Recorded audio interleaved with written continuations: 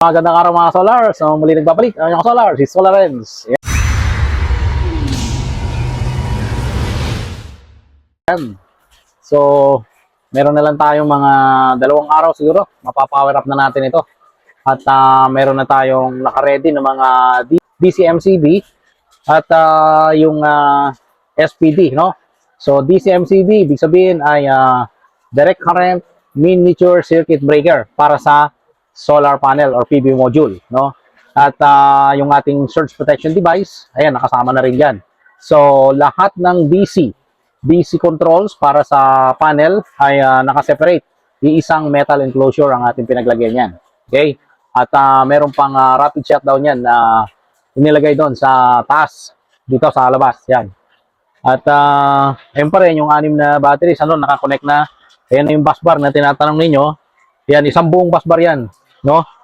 Hanggang doon sa dulo, sa tapat ng pang-6. Kasi ang gagawin natin, yung pinakaunang battery doon, yan yung magiging master.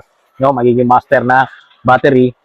Yung connection ng battery breaker, no? From battery breaker to inverter, ay ilalagay pa. Kaya bakante pa yan.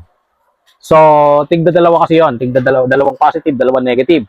At dalawang mangyayari ay dalawang tig 50 mm squared na positive, dalawa din sa negative. So, since parallel na yon, magiging 100, no? 100 millimeter squared na yon kasi nagparallel na tayo. At yon, mas maganda kasi the bigger the better, no? Para maiwasan natin yung F56. Minsan kasi yun yung error ng inverter na ang cause ay hindi niya ma-detect yung battery o kaya ay low-bat na yung battery. So, pagka ganon, kalalaki yung battery cable na ilalagay, ay may iwasan natin yun. Okay? So, 3-phase, pero single phase ang ginamit natin, no?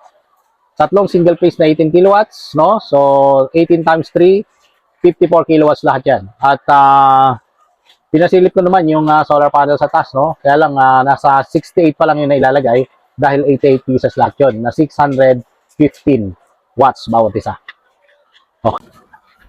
So, di pa tayo tapos dito. Kulang pa yung ating conversion, ng single phase to 3-phase kasi delta yung gagawin natin dyan.